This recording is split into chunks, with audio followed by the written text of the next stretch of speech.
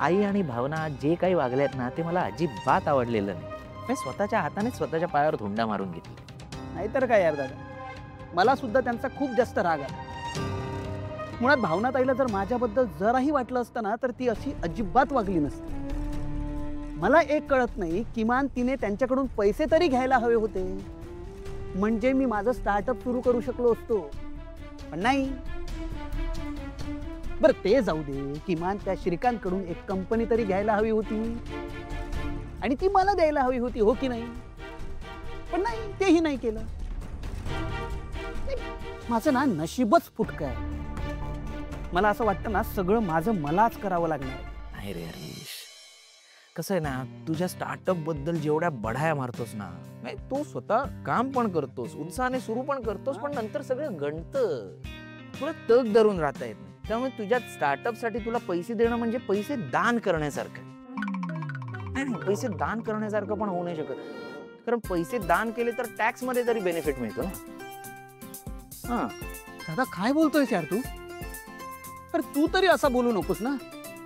अरे तूच असा बोलत असशील तर लोक कशी विश्वास ठेवतील माझ्यावर?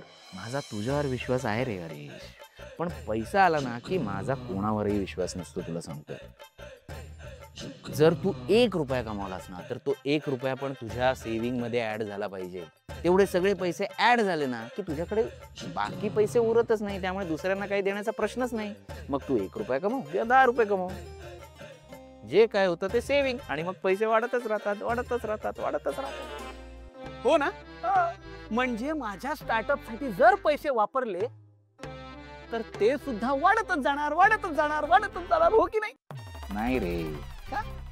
अरे वेळ म्हणजे पैसा, कष्ट म्हणजे पैसा, बचत म्हणजे पैसा, आणि या तिघातलं तू काहीच करत नाही. त्यामुळे कसे वाढणार? म्हणजे दादा, तुला माझ्यापेक्षा जास्त पैसा इम्पॉर्टंट आहे का?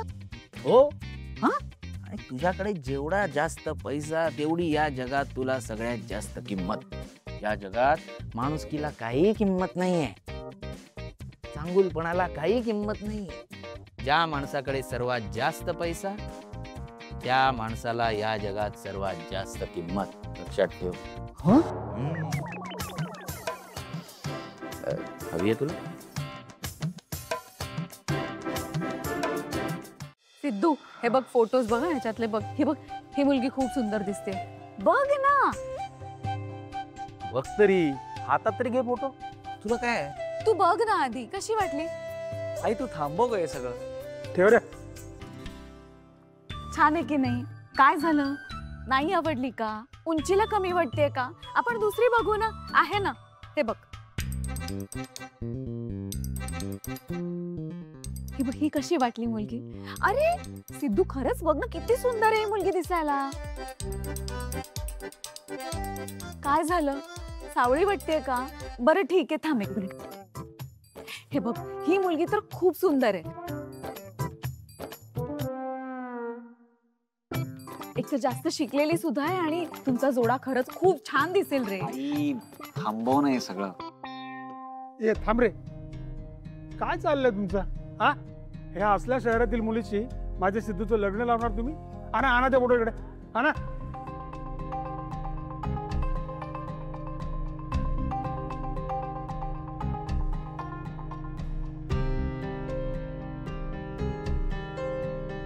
हे असे सगळे फोटो दाखवून त्याला गोंधळात टाकू नका. सिद्धूला कशी मुलगी आवडते हे मला चांगलं माहिती आहे.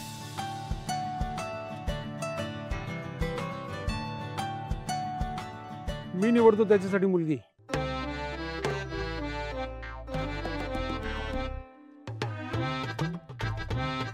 काय हो, यांना मुलगी उंच हवी, शिकलेली हवी, गोरी हवी, किती त्या अपेक्षा? तुम्हाला काय वाटतं, यांना इतकी परफेक्ट मुलगी मिळेल का? खरं तर ना, मला असं वाटतंय की हे सगळं ना माझ्यापेक्षा जास्त उजवी सून मिळावी ना, म्हणून चाललंय. खरं सांगू का, तुझ्यापेक्षा दुसरं कोणी सुंदर नाहीच याच्यात.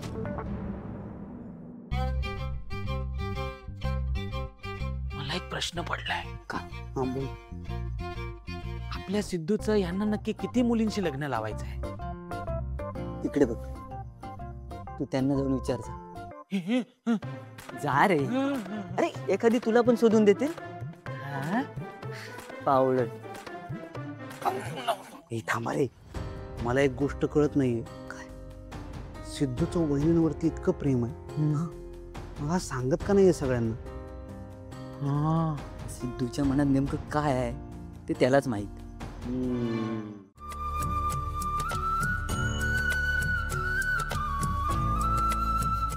लक्ष्मी, हा? यातली पहिली पत्रिका देवाला ठेव आणि दुसरी जयंतला देऊया. बर.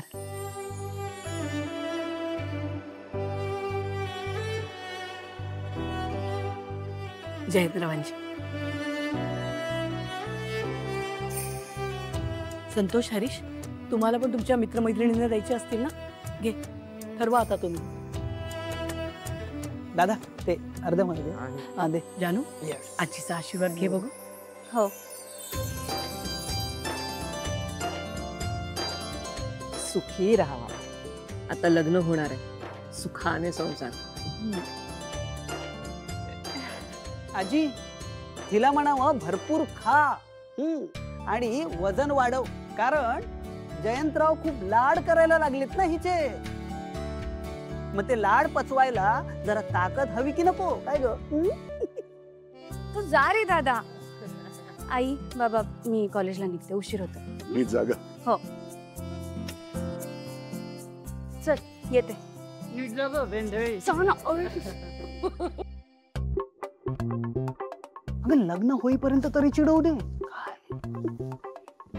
आई, जान्हवीचं लग्न होतंय हो आपल्या. हो ना ग. आई, लग्न म्हणजे एक प्रकारचं सेलिब्रेशन असतं ना.